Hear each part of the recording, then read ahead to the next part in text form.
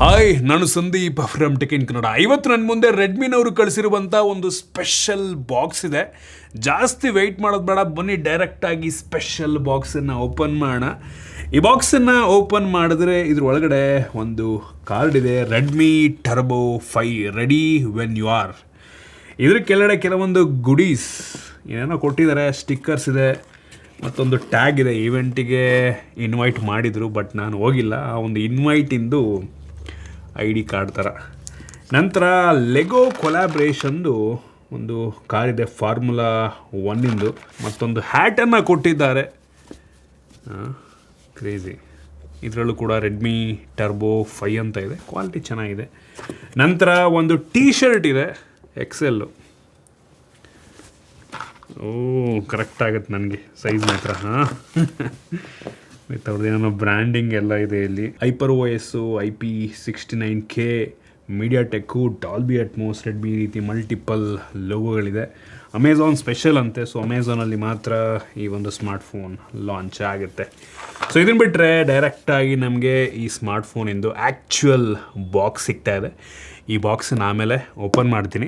So ನಾನಿವತ್ತು ಈ ವಿಡಿಯೋದಲ್ಲಿ ಅನ್ಬಾಕ್ಸ್ ಮಾಡಿ ಯೂಸ್ ಮಾಡಿ ನನ್ನ ಎಕ್ಸ್ಪೀರಿಯನ್ಸ್ ಮಾತ್ರ ಶೇರ್ ಮಾಡ್ತೀನಿ. ಏನು ಚೆನ್ನಾಗಿದೆ, ಏನು ಚೆನ್ನಾಗಿಲ್ಲ, ಕಂಪ್ಲೀಟ್ ಮಾಹಿತಿನ ತಿಳಿಸ್ಕೊಡ್ತೀನಿ. ಅದಕ್ಕಿಂತ ಮುಂಚೆ ನೀವು ನಮ್ಮ tech in Kannada YouTube channel subscribe ಮಾಡ್ಕೊಂಡಿಲ್ಲ ಅಂದರೆ ಈಗಲೇ ಸಬ್ಸ್ಕ್ರೈಬ್ ಮಾಡ್ಕೊಳ್ಳಿ ಮತ್ತು ಬೆಲ್ ಐಕಾನ್ ಕೂಡ ಕ್ಲಿಕ್ ಮಾಡ್ಬೋದು. ಓಕೆ, ಫಸ್ಟ್ ಈ ಸ್ಮಾರ್ಟ್ಫೋನ್ನ ಅನ್ಬಾಕ್ಸ್ ಮಾಡೋಣ. ಆ್ಯಕ್ಚುಯಲ್ ಸ್ಮಾರ್ಟ್ಫೋನ್ನ ಬಾಕ್ಸ್ ನಮಗೆ ಈ ರೀತಿ ನೋಡೋಕ್ಕೆ ಸಿಗುತ್ತೆ. ಈ ಬಾಕ್ಸನ್ನು ಓಪನ್ ಮಾಡಿದ್ರೆ ಇದ್ರ ಒಳಗಡೆ ಇನ್ನೊಂದು ಸಣ್ಣ ಬಾಕ್ಸ್ ಇದೆ. ಅದರಲ್ಲಿ ಒಂದು sim election pin, user manual, quick start guide ಮತ್ತು ವಾರಂಟಿ ಕಾರ್ಡ್, ಮತ್ತೊಂದು ರಬ್ಬರಿ ಫಿನಿಷನ್ನು ಹೊಂದಿರುವಂಥ ಬ್ಯಾಕ್ ಕವರ್ ಇದೆ.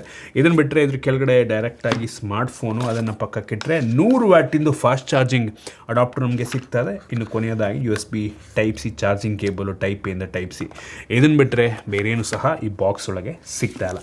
ಏನು ಡೈರೆಕ್ಟಾಗಿ ಈ ಸ್ಮಾರ್ಟ್ಫೋನ್ ನೋಡ್ರಪ್ಪ, ಈ ರೀತಿ ನೋಡೋಕ್ಕೆ ಸಿಗುತ್ತೆ. ಈ ಫೋನ್ ನೋಡೋದಕ್ಕೊಂದು ರೀತಿ ಈಗ ಕೆಲವು ದಿನಗಳ ಮುಂಚೆ ಲಾಂಚ್ ಆದಂಥ ಪೋಕೋ X8 Pro ಒಂಥರ ನೋಡೋಕೆ ಹಂಗೆ ಕಾಣುತ್ತೆ. ಈವನ್ ಸ್ಪೆಸಿಫಿಕೇಷನ್ ಕೂಡ ತುಂಬ ಸಿಮಿಲರ್ ಇದೆ.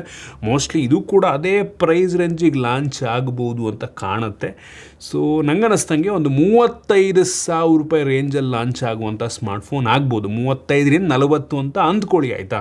ಏನಕ್ಕೆ ಅಂದರೆ ಎಲ್ಲ ಸ್ಮಾರ್ಟ್ಫೋನ್ಗಳ ಬೆಲೆ ಜಾಸ್ತಿ ಆಗ್ತದೆ, ಇವರು ಕೂಡ ಜಾಸ್ತಿ ಮಾಡಬಹುದು. ಸೊ ಈ ಸ್ಮಾರ್ಟ್ಫೋನ್ 206 ಗ್ರಾಮ್ ವೆಯ್ಟ್ ಇದೆ ಮತ್ತು 8.18 mm ಥಿಕ್ನೆಸ್ಸನ್ನು ಹೊಂದಿರುವಂಥ ಸ್ಮಾರ್ಟ್ಫೋನು. ಈ ಫೋನ್ನ ಫ್ರಂಟಲ್ಲಿ ನಮಗೆ ಗೊರಿಲ್ಲಾ ಗ್ಲಾಸ್ 7i ಪ್ರೊಡಕ್ಷನ್ ಸಿಗ್ತಾ ಇದೆ, ಸೂಪರ್ ವಿಷಯ. ಈವನ್ ಇನ್ಗಳನ್ನು ಕೂಡ ಗ್ಲಾಸನ್ನು ಕೊಟ್ಟಿದ್ದಾರೆ. ಈ ಫೋನ್ನ ಫ್ರಂಟಲ್ಲಿ ಒಂದು ಸಣ್ಣ ಪಂಚೋಲ್ ಕ್ಯಾಮ್ರಾ ಇದೆ, ಒಂಥರ ಯೂನಿಫಾರ್ಮ್ ಬೆಸಲ್ಸು. ಆಲ್ರೆಡಿ ಅವರೇ ಸ್ಕ್ರೀನ್ ಗಾರ್ಡ್ ಹಾಕಿದ್ದಾರೆ, ಚೆನ್ನಾಗಿ ಕಾಣುತ್ತೆ ಫ್ರಂಟಿಂದ. ಇನ್ಗಡೆಗೆ ಬಂತು ಅಂದರೆ ಆಗ್ಲಿಡ್ದಂಗೆ ಗ್ಲಾಸ್ ಪ್ಯಾಕ್ ಒಂಥರ ಮ್ಯಾಟ್ ಇದೆ, ಸ್ಮಡ್ಜಸ್ ಆದರೂ ಕೂಡ ಅಷ್ಟಾಗಿ ಕಾಣೋದಿಲ್ಲ. ಡ್ಯುಯಲ್ ಟೋನ್ ಫಿನಿಶ್ ನಮಗೆ ಸಿಗ್ತದೆ, ಒಂದು ಲೈನ್ ಮಧ್ಯಲ್ಲಿದೆ, ಈ ಕಡೆ ಒಂಥರ ಡಿಫ್ರೆಂಟ್ ಟೆಕ್ಸ್ಚರು. ರೆಡ್ಮಿ ಲೋಗೋ ಕೆಂಪು ಬಣ್ಣದಲ್ಲೇ ಹಾಕಿದ್ದಾರೆ. ಇನ್ಗಡೆ ನಮಗೆ 2 ಕ್ಯಾಮ್ರಾ ಇದೆ. ಈ ಕ್ಯಾಮ್ರಾ ಒಳಗಡೆ ನಮಗೆ RGB ಲೈಟ್ಸ್ಗಳು ಸಿಗ್ತದೆ. ಇದಕ್ಕೆ ಮ್ಯಾಟ್ರಿಕ್ಸ್ ರಿಂಗ್ ಲೈಟ್ ಅಂತ ಕರೀತಾರೆ, ಆಯಿತಾ. ಸೊ ನೀವೇನು ಕಸ್ಟಮೈಸ್ ಮಾಡ್ಕೊಬೋದು, ಕಾಲ್, ನೋಟಿಫಿಕೇಷನ್, ಮ್ಯೂಸಿಕ್ ಎಲ್ಲ ಬಂದಾಗ. ಸೊ ಒಳ್ಳೆಯದು, ನೋಟಿಫಿಕೇಷನ್ LED ರೀತಿ ಕೆಲಸವನ್ನು ಮಾಡುತ್ತೆ. ಮತ್ತು ಸಿಂಗಲ್ LED ಫ್ಲ್ಯಾಶ್ ನಿಮಗೆ ಹಿಂದೆ ಸಿಗ್ತಾ ಇದೆ. ಫಿಂಗರ್ ಪ್ರಿಂಟ್ ಸೆನ್ಸಾರ್ ಮುಂದೆ ಇದೆ, in display finger print sensor.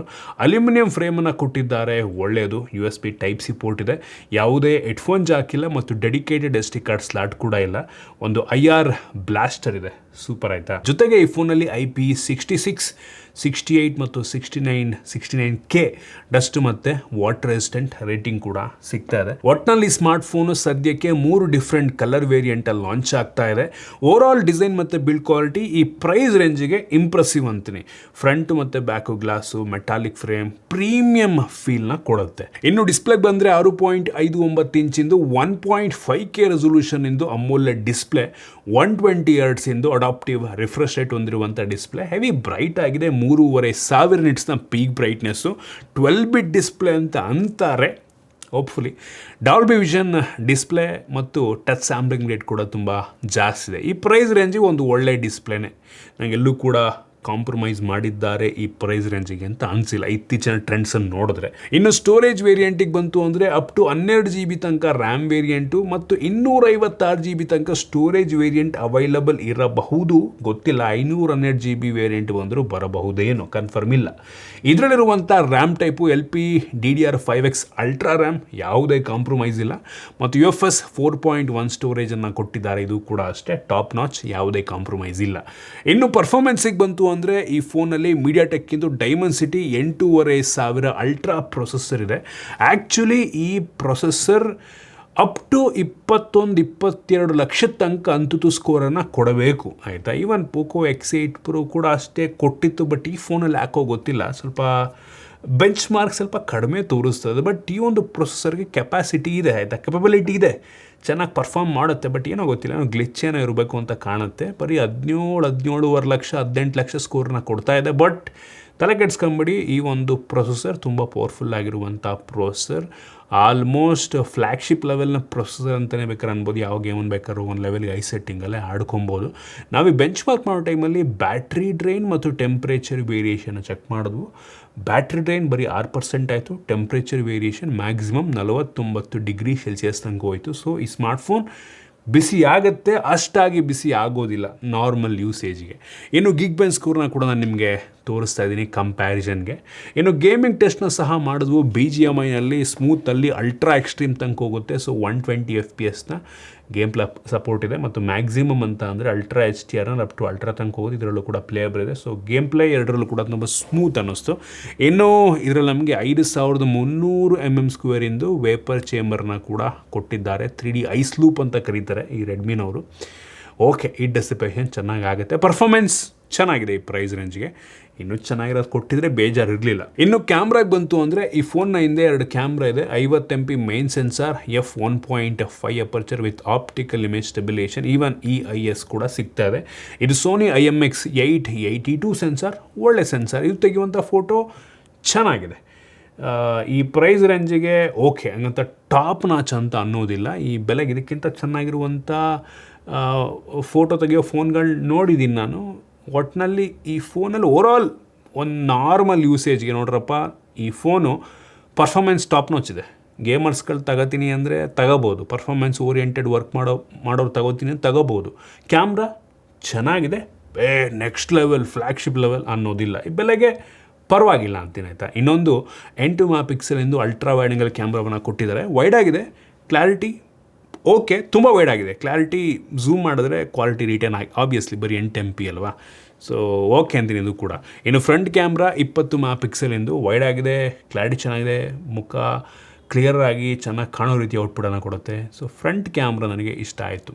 ಈ ಫೋನ್ನ rear camera 4K 60 FPS video record ಮಾಡಿದ್ರೆ front camera full HD 60 FPS video record ಮಾಡುತ್ತೆ. ಎರಡು ಒಂದು ಲೆವೆಲ್ಗೆ ಸ್ಟೇಬಲ್ ಆಗಿದ್ದಾವೆ. ಕ್ಯಾಮ್ರಾ ಸ್ಯಾಂಪಲ್ ಈ ಪ್ರೈಸ್ ರೇಂಜಿಗೆ ತೋರಿಸ್ತಾ ಇದ್ದೀನಿ, ಸುಮಾರಾಗಿದೆ. ಇನ್ನು ಕ್ಯಾಮ್ರಾ ಫೀಚರಿಗೆ ಬಂತು ಅಂದರೆ ನಮಗೆ ಟರ್ಬೋ ಸ್ನ್ಯಾಪ್ ಅಂತ ಆಪ್ಷನ್ ಇದೆ, dual video recording, pro mode, almost ಎಲ್ಲ ಫೋನಲ್ಲಿರುವಂಥ ಫೀಚರ್ನ ಕೊಟ್ಟಿದ್ದಾರೆ. ಇನ್ನು AI ಫೀಚರಿಗೆ ಬಂತು ಅಂದರೆ ನಿಮಗೆ ಕಟ್ಔಟ್ ಆಗಿರ್ಬೋದು, ಎರೇಸರ್ ಆಗಿರ್ಬೋದು, ಎಕ್ಸ್ಪ್ಯಾಂಡ್ ಮಾಡುವಂಥ ಫೀಚರ್ ಫೋಟೋಸ್ನ, ಇದೆಲ್ಲ ಅದು ಕೂಡ ಇದ್ದೇ ಇದೆ. ಇತ್ತೀಚೆಗೆ ಎಲ್ಲ ಫೋನಲ್ಲೂ ಈ AI ಫೀಚರ್ಗಳು ಬರ್ತವೆ.